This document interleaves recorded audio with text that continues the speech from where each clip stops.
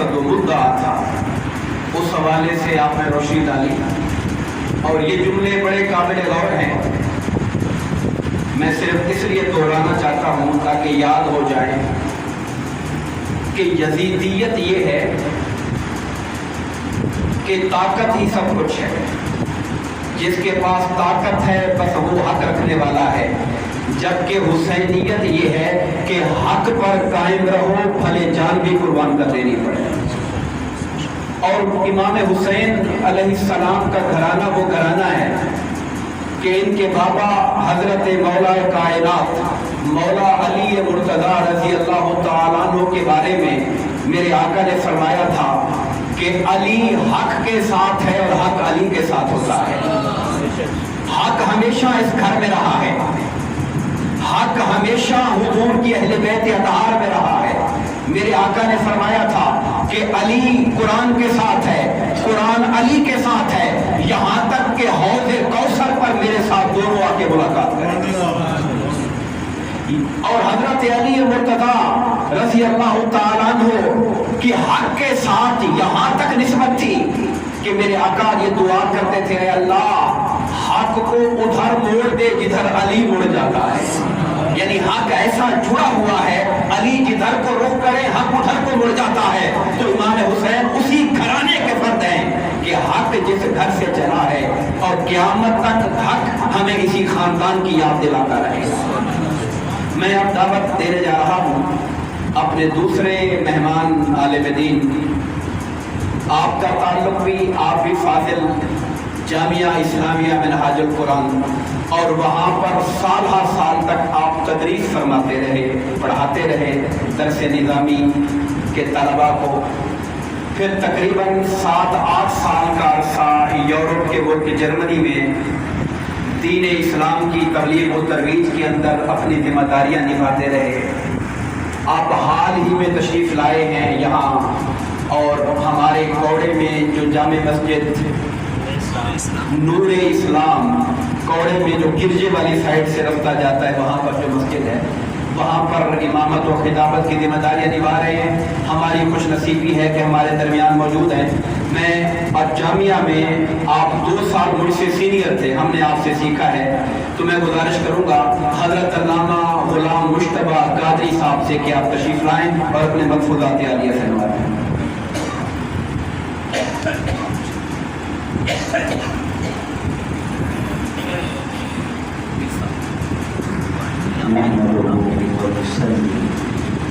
ونسلم على رسوله الكريم أما بعد أعوذ بالله من الشيطان الرجيم بسم الله الرحمن الرحيم قل لا أسألكم عليه أجرا إلا المودة في القربى صدق الله العظيم وصدق رسوله النبي الأمين الكريم الرحيم أما بعد محترم مکرم برادر عزیز حضرت قبلہ عبدالقدوس دورانی صاحب اور عزیزم حافظ محمد رمضان قادری صاحب اور تحریک مناظر قرآن کے یہاں پر سرکردہ نظام موجود ہے، میں ان کی زیارت کر رہا ہوں، اور انتظامیہ اور باقی اہل محلہ سب کی بارگاہ میں السلام علیکم ورحمۃ اللہ وبرکاتہ۔ محترم عبدالقدوس دورانی صاحب نے جو کچھ فرمایا یہ ان کی ذرا نوازی ہے۔ میرا انہیں کی وساطت سے اس علاقے میں میرا آنا ہوا، اور محترم عاشق حمدمی صاحب تشریف فرما ہے۔ ہم نے 2012 میں تقریباً پورا مہینہ میلاد کے یہاں پر گھر گھر جو ہے وہ پروگرام کیے تھے۔ تو آج شہدائے کربلا کے حوالے سے مجھے چند کلمات گوش گزار کرنے کا موقع ملا۔ خصوصی خطاب تو ہمارے برادر عزیز ڈاکٹر عبدالقدوس دورانی صاحب فرمائیں گے اور ہم سب ان سے مستفیض ہوں گے۔ میں اپنی بات کا آغاز یہاں سے کروں گا کہ آج ہم ان نواسوں کا تذکرہ خیر سننے کے لیے یہاں جمع ہوئے ہیں جن نواسوں کا نام نامی خود آقا دو جہاں صلی اللہ علیہ وآلہ وسلم نے رکھا، جن نواسوں نے آپ کے لب مبارک چوسے اور اپنا لعاب دہن پیا اور آپ نے ان کے منہ میں ڈالا ہے۔ آج ان نواسوں کا ہم ذکر کرنے جا رہے ہیں کہ جن کا عقیقہ بھی آقا دو جہاں صلی اللہ علیہ وآلہ وسلم نے اپنی طرف سے کیا۔ یہ وہ نواسے ہیں کہ جو آقا دو جہاں صلی اللہ تعالیٰ علیہ وآلہ وسلم کے بدن مبارک پر کھیلا کرتے تھے۔ یہ وہ نواسے ہیں کہ جن کے رونے کی آواز اگر آپ کے کانوں میں پڑتی تو آپ گھر تشریف لے جاتے اور اپنی صاحبزادی سے فرماتے کہ ان کو رونے نہ دیا کرو، ان کے رونے سے مجھے تکلیف ہوتی ہے۔ آج ان نواسوں کا ذکر کرنے جا رہے ہیں جو نواسے اگر آپ سجدے میں ہوں اور وہ آ جائیں، آپ کی پیٹھ مبارک پر سوار ہو جائیں تو آپ سجدہ لمبا کر دیں، ان کو اتارنا گوارا نہ کریں۔ اور آج ان نواسوں کا ذکر کرنے جا رہے ہیں حضرت عائشہ صدیقہ رضی اللہ تعالی عنہ۔ آپ ارشاد فرماتی ہیں کہ آقا دو جہاں صلی اللہ علیہ وآلہ وسلم ایک دن اپنے گھر سے اس شان کے ساتھ نکلے کہ آپ نے ایک چادر مبارک اڑی ہوئی تھی اور اس چادر پر سیاہ اون کے کچاوے بنے ہوئے تھے، کچاوے ان کے اوپر پرنٹ تھے جو بھی اس زمانے کے حساب سے وہ بنے ہوئے تھے۔ انہوں نے ایک منظر کشی کی۔ اس حال میں جب نکلے تو حضرت حسن رضی اللہ تعالی عنہ وہ تشریف لائے تو آپ نے ان کو اپنی چادر میں چھپا لیا۔ پھر اس کے بعد حضرت حسین رضی اللہ تعالی عنہ امام حسین تشریف لائے تو آپ نے ان کو اپنی چادر میں چھپا دیا۔ پھر اس کے بعد حضرت فاطمہ زہرا رضی اللہ تعالی عنہ سیدہ کائنات جنت، سیدہ جنت، وہ تشریف لائی تو آپ نے ان کو اپنی چادر میں چھپا لیا۔ پھر چوتھے نمبر پر حضرت علی المرتضیٰ رضی اللہ تعالیٰ وہ تشریف لائے، ان کو بھی اس چادر میں چھپا لیا۔ چھپانے کے بعد اس آیت مبارکہ کو تلاوت کیا کہ انما یرید اللہ لیذھب عنکم الرجس اہل البیت ویطہرکم تطہیرا، کہ بے شک اللہ تعالیٰ چاہتا ہے کہ وہ اہل بیت سے ہر طرح کی ناپاکی کو دور فرما دے اور انہیں پاکیزہ، مطہر، مصفہ، مزکہ بنا دے، بالکل ہر اعتبار سے، ظاہراً بھی اور باطناً بھی ہر طرح کی ناپاکی سے ان کو محفوظ اور معمون کر دے۔ آپ کا یہ فرمانا چاروں کو اپنی چادر مبارک میں چھپا کر اشارہ یہ کیا کہ ہر ایک کی اہل بیت اس کا گھرانہ کہلاتا ہے، مگر لوگوں یہ بات توجہ سے سن لو کہ میری اہل بیت ہر ایک کی نسل اس کے بیٹے سے چلے گی، مگر میری نسل میری اس بیٹی حضرت فاطمہ الزہرا رضی اللہ عنہ، اس لیے اس کو اہل بیت فرمایا۔ قرآن مجید نے آپ کی ازواج مطہرات کے لیے 22ویں پارے میں سورہ احزاب میں یہ آیت مبارکہ جو میں نے ابھی تلاوت کی، ازواج مطہرات کے ضمن میں یہ آیت آئی، مگر آپ نے ان چاروں کو اپنی چادر مبارک میں بٹھا کر چھپا کر فرمایا یہ میرے اہل بیت ہیں۔ اور ایک اور روایت میں آتا ہے آقا جو حضرت زید بن ارقم رضی اللہ تعالیٰ عنہ، یہ میں نے اس لیے روایت کر رہا ہوں کہ جب میلاد کا موقع آتا ہے تو جو میلاد سے یا میلاد والے سے وہ محبت اس طرح کا نہیں ہوتی، ذکر سے محبت نہیں ہوتی، سیرت کا نام لیتے ہیں تو وہ فوراً اٹھار جاتے ہیں اور اس کو بدعت اور فلاں فلاں فلاں۔ اسی طریقے سے آج جب محرم کا وقت آتا ہے تو پھر اس طرح کے اعتراضات شروع ہو جاتے ہیں کہ اہل بیت ہے ہی نہیں معاذ اللہ، یا اہل بیت سے محبت کا ذکر کریں، اہل بیت کے ساتھ اپنی والہانہ چاہت کا، محبت کا، ادب کا، احترام کا ذکر ہونے لگے تو بعض دنوں میں کڑول کیا کہتے ہیں وہ پڑھنے لگتے ہیں، ٹیڑھ آنا شروع ہو جاتا ہے، کجی آنا شروع ہو جاتی ہے اور طرح طرح کے اعتراضات شروع ہو جاتے ہیں۔ اور وہ یہ باتیں کرنے لگتے ہیں کہ شاید یہ اہل تشیع کا کام، اہل تشیع کرتے ہوں گے محبت، مگر اہل سنہ والجماعہ کی کتابیں سیاست کا جو سب قرآن مجید کے بعد جن پر اعتبار کیا جاتا ہے ان میں اہل بیت کی محبت کے ذکر ہے. کہ میں جو روایات سنا رہا ہوں وہاں سے سنا رہا ہوں، بخاری اور مسلم سے. حضرت زید بن ارقم رضی اللہ تعالیٰ عنہ، آپ کو معلوم ہے ادارے ارقم ادارے وغیرہ بنے ہوئے، ارقم ایک صحابی کا نام تھا، اور ارقم حضرت ارقم رضی اللہ تعالیٰ یہ وہ صحابی ہیں جہاں آقا جہاں صلی اللہ علیہ وسلم نے مکی دور میں 3 سال تک چھپ کر تبلیغ کی خاموشی کے ساتھ، اور حضرت عمر فاروق بھی اسی گھر میں آ کر انہوں نے اسلام قبول کیا. تو چند صحابہ کرام چل کر ان کے پاس گئے، جا کر کہنے لگے حضرت زید بن ارقم رضی اللہ تعالیٰ عنہ سے کہ آپ نے آقا جہاں صلی اللہ علیہ وسلم کو دیکھا،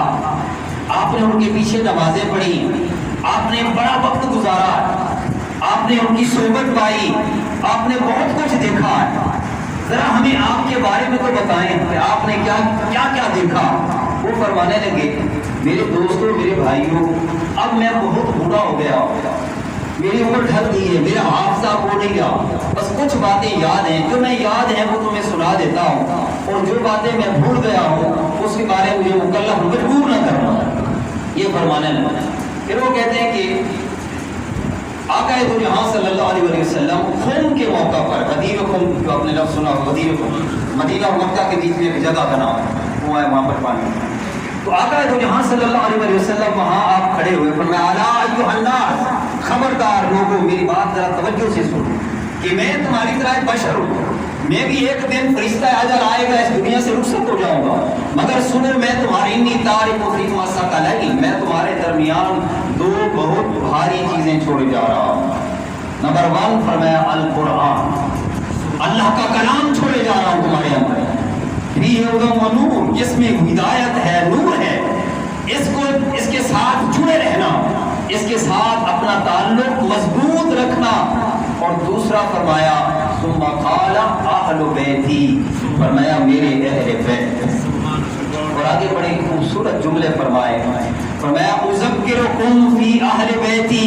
اذکرکم فی اہل بیتی، اذکرکم فی اہل بیتی. آپ نے 3 مرتبہ فرمایا لوگوں میں تمہیں اپنی اہل بیت کے بارے میں رب کو یاد دلاتا ہوں، اللہ کا واسطہ دیتا ہوں. جیسے آپ کہتے ہیں نا کہ تمہیں فلاں کا واسطہ ہے، ان کے ساتھ اچھا سلوک کرنا، ان کے ساتھ کوئی گٹمٹ نہ کرنا، ان کے ساتھ رشتہ ناتا نہ توڑنا. 3 مرتبہ آپ نے فرمایا اذکرکم، میں تمہیں رب کو یاد، اذکرکم اللہ، میں تمہیں رب کی یاد دلاتا ہوں، اللہ کی یاد دلاتا ہوں. ان کے معاملے میں فی اہل بیتی، اپنی اہل بیت کے معاملے میں، کہ ان کے بارے میں ذرا محتاط رہنا، ان کے بارے کوئی ایسا جملہ نہ بولنا، ان کا ادب کرنا، احترام کرنا، ان کو کوئی اذیت نہ دینا، اس لیے کہ ان کو اذیت دے گو تو مجھے اذیت ہوگی، اور مجھے دو گو تو رب کو اذیت ملے گی. اور آپ دعا فرمایا کرتے تھے اے اللہ میں ان سے محبت کرتا ہوں، تو ان سے محبت کر، اور تو ان سے بھی محبت کر جو ان سے محبت کرتا.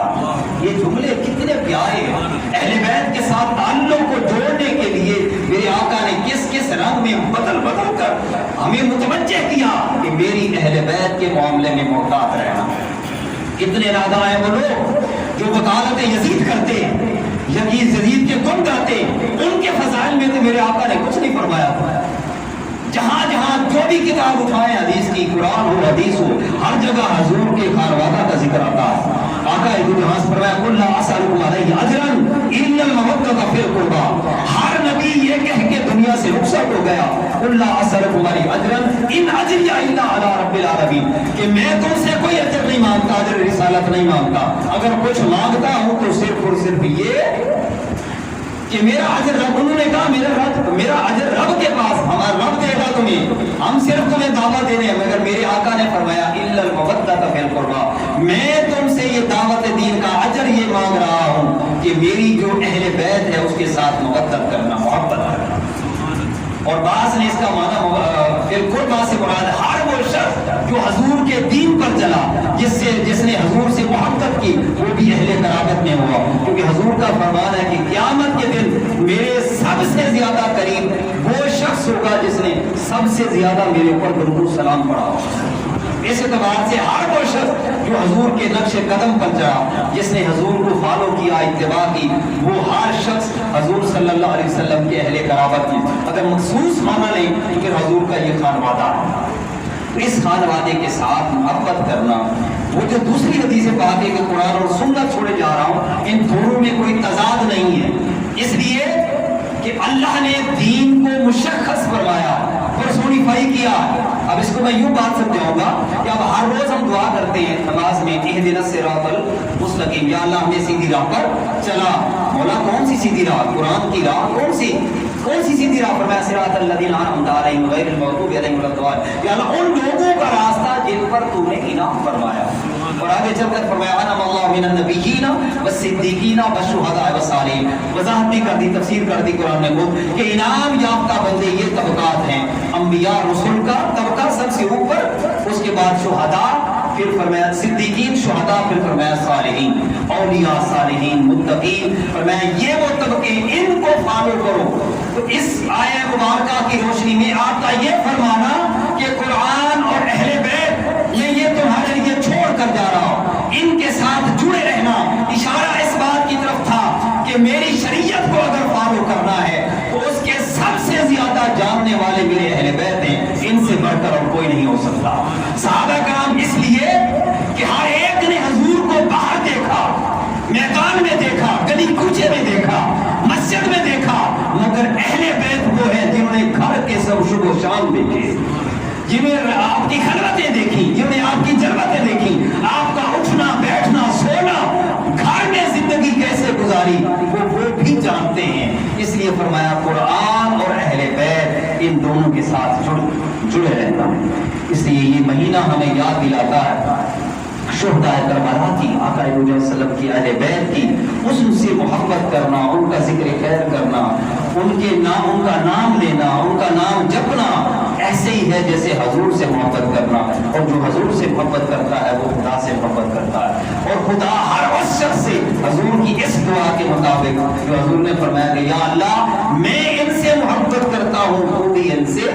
محبت کر، اور جو ان سے محبت کرے ان سے بھی تو محبت کر۔ حالانکہ اس نے فرمایا قل ان کنتم تحبون اللہ فاتبعونی یحببکم اللہ، اس نے فرمایا کہ محبوب ان کو فرما دو کہ اگر اللہ سے محبت کا دعویٰ کرتے ہیں تو آپ کے نقش قدم پر چلیں، آپ کی اتباع کریں، آپ کی پیروی کریں۔ اللہ نے یہ فرمایا کہ جو آپ کی پیروی کرے گا میں بھی اس سے محبت کروں گا، اور حضور عرض کر رہے ہیں اللہ کی بارگاہ میں کہ یا اللہ جو بھی ان سے محبت کرے تو بھی ان سے محبت کر۔ حضور کی اس دعا کا بھی اگر ہم احیا کر لیں تو ہمیں کبھی یزید یاد بھی نہ آئے،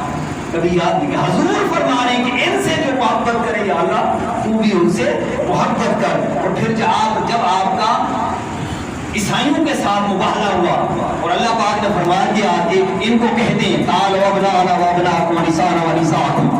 وانفسنا وانفسکم، کہ ان کو کہتے ہیں کہ تم بھی اپنی جانیں لے آؤ، اپنی بیوی، اپنے عورتیں لے آؤ، اپنے بچے لے آؤ۔ اس وقت آقا دو جہاں صلی اللہ علیہ وسلم معلوم ہے کن کو لے کر گئے؟ آپ خود تشریف لے گئے، حضرت علی المرتضیٰ کو لے گئے، حضرت فاطمہ الزہرا کو لے گئے، اور حضرت امام حسن اور حسین رضوان اللہ تعالیٰ علیہ اجمعین علیہ السلام۔ ان کو لے کر جانا اس بات کی طرف اشارہ تھا کہ یہ میرے جسم کا حصہ، اس لیے فرمایا یہ فاطمہ بدعۃ منی، لوگوں یہ میرے جگر کا ٹکڑا ہے، اس کے بارے کا خیال رکھنا، ان کو تکلیف نہ دینا، ان کو اذیت نہ دینا۔ اور خود حضرت ابوبکر صدیق رضی اللہ تعالی عنہ نے فرمایا ارقبوا محمدا فی اہل بیتہ، لوگوں محمد کا خیال کرنا ان کی اہل بیت کے معاملے میں، یعنی واسطہ دیا صلی اللہ علیہ وسلم۔ کتنے پیارے پیارے صحابہ کرام کو کتنی وہ واسطے دے رہے ہیں کہ حضور کا خیال رکھنا ان کی اہل بیت۔ جب اہل بیت کا معاملہ آیا یہ دیکھنا کہ کن کی نسل ہے، کن کی اولاد ہے، کن کا خانوادہ ہے، یہ کس طرح پلے ہیں، ان کو حضور نے کیسے پالا پوسا جوان کیا ہے، ان کو کتنی محبتوں سے نوازا ہے، ان کو کس طرح کھلایا ہے۔ گھر کے اندر خود آپ ان کو اپنی پیٹھ پہ سوار کر کے، جیسے آپ گھروں میں نا بچوں کے لیے گھوڑا بن جاتے ہیں، بچوں کو ایسے سیر کرواتے، ان کو خوشی کی خاطر حضور نے یہ بھی ان کے لیے کیا۔ حتیٰ کہ ممبر رسول پر بیٹھے خطبہ دے رہے ہوتے، ان میں سے کوئی شہزادہ آ جاتا تو آپ ممبر چھوڑ دیتے، ان کو جا کے اٹھا لیں۔ یہ سارے واقعات میں نے اس لیے عرض کیے، یہ ظاہر کرتے ہیں کہ حضور کو اور اور جن سے حضور کو محبت ہو امتی کا اس سے بڑھ کر ان سے محبت، اور ان سے محبت نہ کرے تو کس سے کرے؟ اللہ پاک کی بارگاہ میں عرض ہے کہ ہمیں اہل محبت کی، اہل بیت کی محبت سے نوازے اور ان کی محبت کو ہمارے دلوں میں اجاگر فرمائے، اور ان کی ذات کے ساتھ وہ تعلق جو آقا جہاں صلی اللہ علیہ وسلم ہمارا قائم کرنا چاہتے تھے، وہ اللہ تعالیٰ وہ تعلق کو جوڑے تاکہ ہماری دنیا بھی سنور جائے، ہماری آخرت بھی سنور جائے۔ وما علینا الا البلاغ۔ شکریہ۔